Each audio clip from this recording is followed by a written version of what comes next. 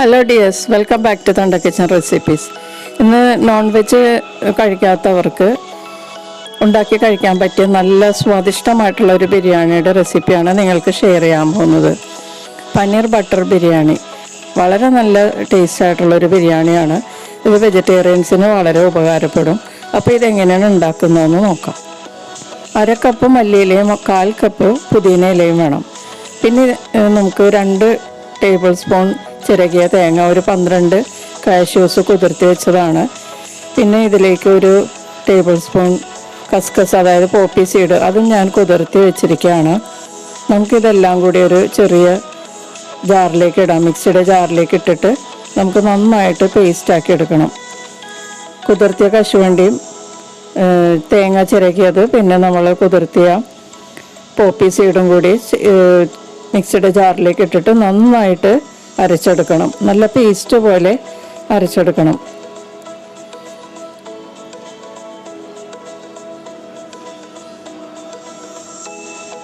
അപ്പോൾ അത് നന്നായിട്ട് അരച്ച് എടുത്തിട്ടുണ്ട്. ഇനി നമുക്കിത് മാറ്റി വയ്ക്കാം.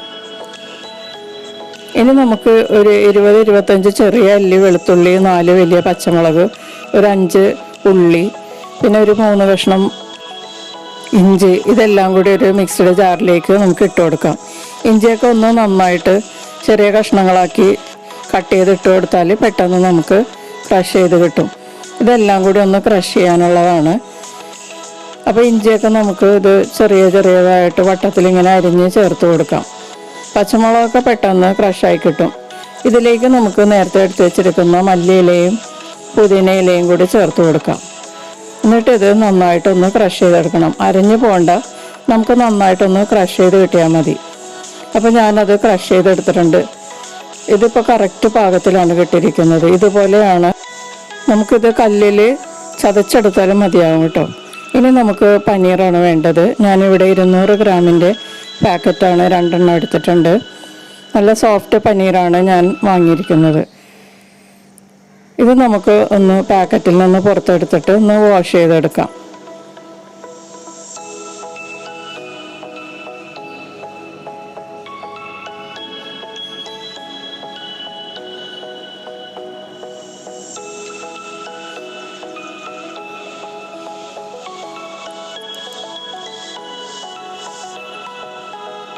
അപ്പോൾ ഞാൻ ആ പനീറൊക്കെ വാഷ് ചെയ്തെടുത്തിട്ടുണ്ട്. നന്നായിട്ട് ഡ്രൈ ആക്കി എടുത്തിട്ടുണ്ട്. വെള്ളമൊക്കെ ഒപ്പിക്കളഞ്ഞിട്ട് ഇനി ഇത് നമ്മളിത് വലിയ പീസാക്കി അരിഞ്ഞെടുക്കാം. ബിരിയാണിക്ക് ആയതുകൊണ്ടാണ് കേട്ടോ ഞാൻ ഇത്രയും വലിയ പീസാക്കി എടുക്കുന്നത്.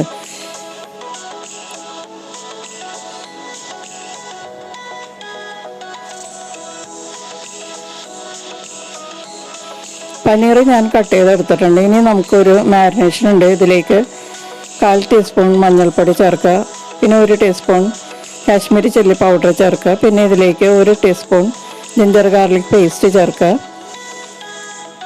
പിന്നെ ഇതിലേക്ക് ആവശ്യത്തിനുള്ള ഉപ്പും കൂടി ചേർത്തിട്ട് നന്നായിട്ട് മാരിനേറ്റ് ചെയ്ത് മാറ്റി വയ്ക്കാം. ഒരു പാൻ ചൂടാക്കി ഇതിലേക്ക് 2 ടേബിൾ സ്പൂൺ വെജിറ്റബിൾ ഓയിൽ ചേർത്ത് കൊടുക്കുക. ഇതിലേക്ക് ഈ മാരിനേറ്റ് ചെയ്ത പനീർ കഷ്ണങ്ങൾ ചേർത്ത് നന്നായിട്ട് ഫ്രൈ ചെയ്തെടുക്കുക. 2 സൈഡും നല്ലപോലെ മൊരിയുന്നത് പോലെ മുരിച്ചെടുക്കുക. എന്നിട്ടിത് മാറ്റി വയ്ക്കാം. വേറൊരു പാൻ ചൂടാക്കിയിട്ട് അതിലേക്ക് 2 ടേബിൾ സ്പൂൺ ബട്ടർ ചേർത്ത് ചൂടാക്കുക. ഇതിലേക്ക് 1 ടേബിൾ സ്പൂൺ ഗീയും കൂടി ചേർത്തിട്ട് നന്നായി മെൽറ്റായി കഴിയുമ്പോഴേക്ക് ഇതിലേക്ക് ഒരു ബേ ലീഫ് 2ആക്കി കീറി ഇതിലേക്ക് ചേർത്ത് നന്നായിട്ട് ചൂടാക്കുക.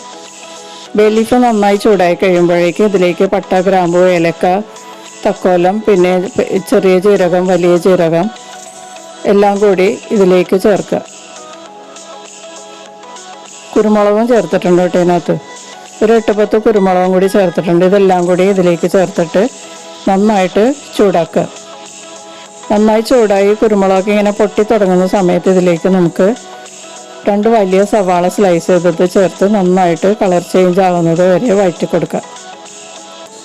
സവാളയുടെ നിറം മാറി തുടങ്ങുമ്പോഴേക്കും ഇതിലേക്ക് ചതച്ച് വെച്ചിരിക്കുന്ന ഉള്ളി, ഇഞ്ചി, വെളുത്തുള്ളി, പിന്നെ അതുപോലെ മല്ലിയില, പുതിന, ഇതെല്ലാം കൂടി ചതച്ചത് ഇതിലേക്ക് ചേർത്തിട്ട് നന്നായിട്ടൊന്ന് വഴറ്റി കൊടുക്കുക. 3 മിനിറ്റ് വഴറ്റിയതിന് ശേഷം 1/4 ടീസ്പൂൺ മഞ്ഞൾപ്പൊടി, 1/2 ടീസ്പൂൺ മുളക് പൊടി, 1/2 ടീസ്പൂൺ മല്ലിപ്പൊടിയും കൂടി ചേർത്തിട്ട് നന്നായിട്ടൊന്ന് വഴറ്റിയതിന് ശേഷം ഇതിലേക്ക് 2 മീഡിയം തക്കാളി സ്ലൈസ് ചെയ്തത് ചേർത്ത് കുറച്ച് ഉപ്പും കൂടി ചേർത്തിട്ട് നന്നായിട്ട് വഴറ്റി കൊടുക്കുക. തക്കാളിയൊക്കെ നല്ല സോഫ്റ്റ് ആവുന്നത് വരെ വഴറ്റി കൊടുത്ത് കുക്ക് ചെയ്യുക. തക്കാളിയൊക്കെ നന്നായിട്ട് സോഫ്റ്റ് ആയതിനു ശേഷം ഇതിലേക്ക് 2 ടേബിൾ സ്പൂൺ ബിരിയാണി മസാലപ്പൊടി ചേർക്കുക. ഞാനിതിവിടെ പൊടിച്ച മസാലയാണ്. ഓൾ സ്പൈസസ് ആയിട്ട് ബിരിയാണി മസാല കിട്ടും, അത് പൊടിച്ചതായിരുന്നു.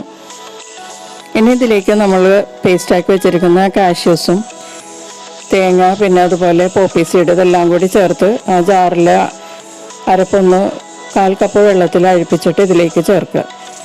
അത് ഒന്ന് വഴറ്റിയതിന് ശേഷം ഇതിലേക്ക് 1/4 കപ്പ് പുളിയില്ലാത്ത കട്ട തൈര് ഒന്ന് ഉടച്ച് ഇതിലേക്ക് ചേർത്തിട്ട് നന്നായിട്ട് അരപ്പുമായിട്ട് ചേർക്കുക. അതിനുശേഷം 1/4 കപ്പ് വെള്ളം ചേർത്ത് നന്നായിട്ടൊന്ന് ഈ അരപ്പൊന്ന് തിളപ്പിച്ചെടുക്കുക.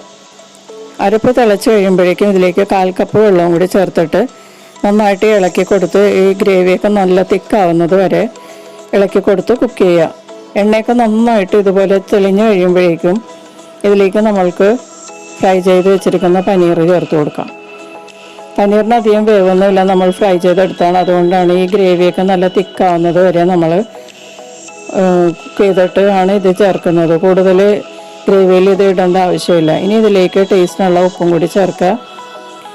അതിനുശേഷം മൂടി വെച്ച് ഒരു 5 മിനിറ്റ് ലോ ഫ്ലെയിമിൽ കുക്ക് ചെയ്യാം. 5 മിനിറ്റ് കഴിയുമ്പോഴേക്കും ഇത് നന്നായിട്ട് ഒന്ന് ഇളക്കി കൊടുക്കുക. ഇപ്പോൾ നിങ്ങൾക്ക് ഉപ്പ് പോരെങ്കിൽ ചേർത്ത് കൊടുക്കാം. നോക്കുക ഉപ്പൊക്കെ കറക്റ്റാണോ എന്ന് നോക്കുക. ഇതിലേക്ക് ഇനി 1 ടീസ്പൂൺ പഞ്ചസാരയും കൂടി ചേർത്തിട്ട് നന്നായിട്ടൊന്ന് മിക്സ് ചെയ്ത് കൊടുക്കുക. പനീറിന് നേരിയ പുളിപ്പ് ടേസ്റ്റ് ഉണ്ട്. പിന്നെ നമ്മൾ തക്കാളിയുടെ പുളിയൊക്കെ ഒന്ന് ബാലൻസ് ചെയ്യാൻ വേണ്ടിയിട്ടാണ് പഞ്ചസാര ചേർക്കുന്നത്. ഇനി നമ്മൾക്കിത് ദം ചെയ്യാം. ഞാനിവിടെ ഒരു ദോശത്തവ ചൂടാക്കിയിട്ടുണ്ടായിരുന്നു. അതിൻ്റെ പുറത്തേക്ക് നമ്മൾ ബിരിയാണി ദം ചെയ്യാനുള്ള പാത്രം വെച്ചിട്ട് ഗീ ചേർത്ത് നന്നായിട്ടൊന്ന് ഗ്രീസ് ചെയ്തെടുക്കുക. ഇനി റൈസ് ചേർത്ത് കൊടുക്കാം. 2 കപ്പ് റൈസ് വേവിച്ചതിൽ 1/4 ഭാഗം ഈ പാത്രത്തിലേക്ക് ഇട്ട് കൊടുത്തതിന് ശേഷം നമുക്ക് മസാല ചേർത്ത് കൊടുക്കാം.